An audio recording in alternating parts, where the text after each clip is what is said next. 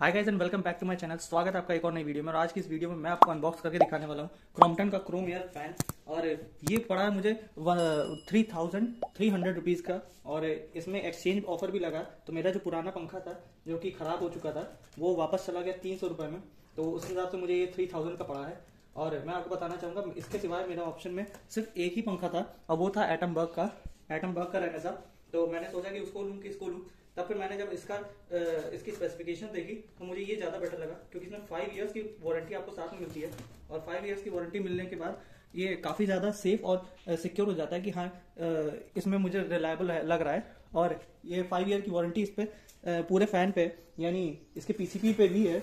और ये बहुत ही अच्छी बात है, ताकि इससे आपको सेटिस्फैक्शन हो जाता है कि अगर कल को कुछ होता है इस फैन में तो कम से कम आप 5 साल के लिए सिक्योर हो जाएंगे। वरना नॉर्मल जो और ये बता दूं, ये BLDC फैन है, इसका नाम है क्रॉम्पटन क्रोम एयर। और जैसे नॉर्मल BLDC फैन होते हैं वो बहुत जल्दी खराब होते हैं। मैंने तो लिया था तो वो 3 महीने में ही जवाब देने लग गया था, तो इसलिए मुझे काफ़ी दिक्कत हुई थी उससे। तो इसलिए मैंने इस बार BLDC वाले पंखे खरीदे हैं और उम्मीद करता हूँ ये ज़्यादा अच्छा निकलेगा। मैंने इसका इंटरनेट पर देखा, मुझे कहीं भी इसका रिव्यू नहीं मिला, अनबॉक्सिंग या फिर रिव्यू। तो मैंने सोचा कि मैं खुद ही इसका अनबॉक्सिंग और रिव्यू कर देता हूँ। और अब मैं आपको दिखाऊंगा कि ये कैसा है अंदर से। ये आपको बचाना है क्योंकि ये एक तरीके से इसका बिल है, जो बिल आपको साथ में मिलेगा। और ये है कुछ इसका बॉक्स। ये रिमोट ऑपरेटेड है और इसका रिमोट आप कहीं से भी ऑपरेट कर सकते हैं, यानी मल्टी डायरेक्शनल है, आपको पंखे की तरफ नहीं करना पड़ेगा। एटमबर्ग में ये दिक्कत थी कि उसका जो रिमोट था वो यूनी डायरेक्शनल था। तो सबसे पहले हमको यहाँ पे देखने को मिलती है एक रॉड। और इस पंखे की एक और खासियत है कि इसका जो ऑपरेटिंग वोल्टेज है वो काफ़ी ज़्यादा आपको लेवरेज देता है, यानी 90 से लेके 200 या 300 वोल्ट तक है, यानी जितना कभी किसी के यहाँ नहीं जाता। तो ये एक बहुत ही फायदे वाली बात है कि बहुत ज़्यादा ऑपरेटिंग वोल्टेज है, तो आपका कभी जितना भी फ्लक्चुएशन होगा ये पंखा आराम से संभाल लेगा। ये पंखा 220 cmm का एयर डिलीवरी रेट देता है आपको। और ये पंखा 28 वॉट पे काम करता है। जो पुराने क्रॉम्पटन के पंखे थे जैसे एनर्जियन HS करके आता था वो लगभग 35 वॉट पे काम करता था, लेकिन ये वाला जो है ये आपको कम वॉट पे मिल रहा है। और काफ़ी वैल्यू फॉर मनी फ़ैन है। मतलब 3000 रुपये में इससे अच्छा तो मुझे नहीं मिल सकता था फ़ैन, तो इसलिए मैंने इसी को लिया। और ये हैं इसके ब्लेड्स, 1200 mm की ब्लेड्स हैं इसकी। और ये है इसकी मोटर। अभी इस पंखे के प्राइस हाइक आया है, वो 200 रुपये का, यानी अब ये 350 रुपये का हो गया। और इसमें साथ में आपको एक्सचेंज ऑफर भी आपको नहीं मिल रहा कि अब आप पुराना पंखा एक्सचेंज भी नहीं कर सकते इसके साथ। तो ये एक बहुत बुरी बात है जो मुझे लगी। अभी जस्ट मैंने अभी देखा तो अभी कल ही चेंज हुआ है और ये काफ़ी बुरी बात है। और ये इसका वारंटी कार्ड लग रहा है, ये प्रोटेक्शन भी दिया गया है। ये इसका डबल सेफ्टी लॉक है। और ये आपको अंदर से कुछ इस तरह से मोटर दिख रही है। मेरे ख्याल से ये डस्ट प्रूफ वाला है, मैं कंफर्म बता नहीं सकता क्योंकि ऐसे देखने से पता नहीं चलता, लेकिन मेरे ख्याल से। और ये बहुत हल्की है, बहुत हल्की मोटर है, इसलिए बहुत कम पावर कंज्यूम करती है। और साथ में ये रिमोट दिया गया है और ये शायद फिटमेंट है इसके टांगने के लिए। ये थे इसके बॉक्स के कंटेंट। अब मैं देखता हूँ इसके विंग्स कैसे हैं। तो विंग्स को खोलने के लिए यहाँ से खोलना पड़ेगा। और इसमें क्रॉम्पटन ग्रूव्स या फिर क्रॉम्पटन क्रोम एयर दोनों के नाम से ये पंखा आता है। पता नहीं क्यों दो अलग अलग नाम है, हो सकता है दोनों में कुछ ना कुछ फर्क हो। ये है इसके पंख सॉरी। एटमबर्ग के ऊपर इसको चूज करने का सिर्फ 2-3 रीजन थे। पहली चीज ये मुझे एटमबर्ग से सस्ता मिल रहा था, और दूसरी चीज की एटमबर्ग में 3 साल की वारंटी है, इसमें 4 साल की मिल रही थी। दूसरा, इसके रिमोट जो है वो भी मल्टी डायरेक्शनल है, तो यानी सारे डायरेक्शन में काम करेगा। अब मैं इसको सेटअप करके आपको दिखाता हूँ। इस पंखे में एक और खासियत आपको देखने को मिलती है, जो रिवर्ट्स हैं वो 4 हैं, तो स्टेबिलिटी थोड़ा ये ज़्यादा पंखा देता है। और इस पंखे में आपको एक बात ध्यान रखनी होगी, जो ये पंखा है इसमें आपको रेगुलेटर को हटाना पड़ेगा। अगर आपने रेगुलेटर नहीं हटाया तो हो सकता है कि जैसे रेगुलेटर कभी कभी खराब हो जाता है, अगर वो खराब हो गया तो इसकी पीसीबी जल जाएगी। तो इस बात का आपको ख्याल रखना है कि आपको रेगुलेटर बिल्कुल हटा देना है, उसको नहीं रखना एकदम। पंखे के नट को जितना हो सके उतना आप टाइट कर दीजिएगा, क्योंकि ये वाले नट जो होते हैं उनको बहुत टाइट होना जरूरी है। और जैसा कि आप देख सकते हैं कि पीछे से ऐसा दिखता है, यानी ये इस तरह से लगेगा और आगे से इस तरह से दिखता है। BLDC फैन की एक और खासियत होती है कि वो आपको इन्वर्टर पे 2 टाइम्स ज़्यादा लाइट देते हैं, और ये इनको सबसे और अच्छा ज़्यादा बनाती है।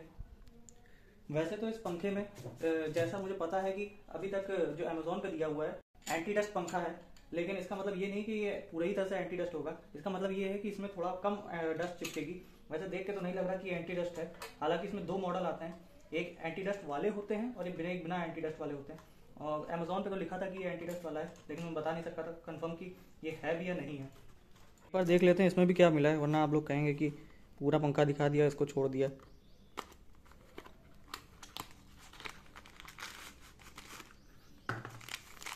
तो ये ऊपर वाली अटैचमेंट है। तो गाइज़ ये मैंने पंखा इसको सेटअप कर दिया पूरी तरह से, और जो रॉड है वो मैंने पुरानी इस्तेमाल की है।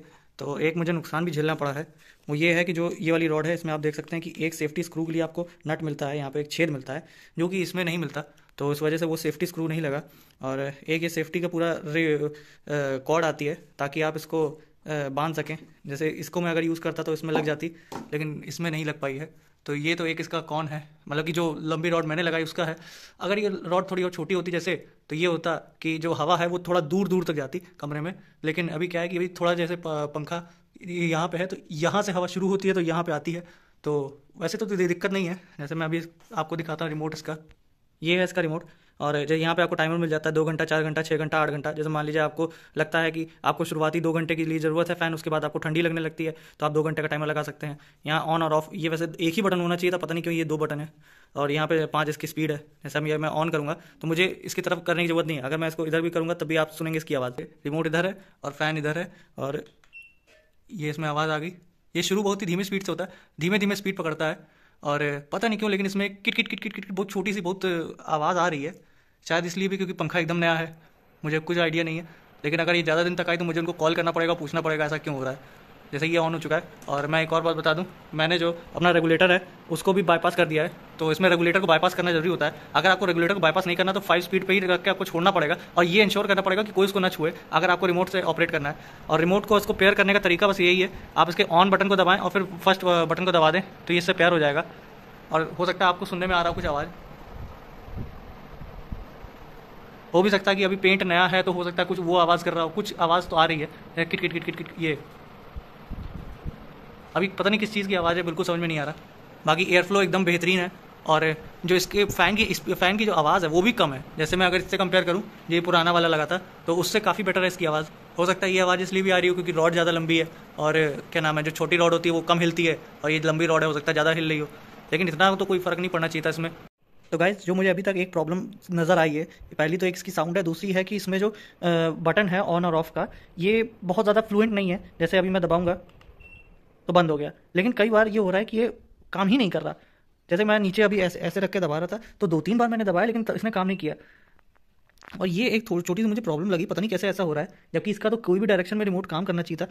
अभी तक तो मैं दूसरे भी कमरे से अगर मैंने जाके इसको दबाया है तो इसने काम किया है, लेकिन पता नहीं कैसे इस बार जो अब मैं इसको दबाऊंगा तो काम कर रहा है, लेकिन अभी तक नहीं कर रहा था, पता नहीं क्या है।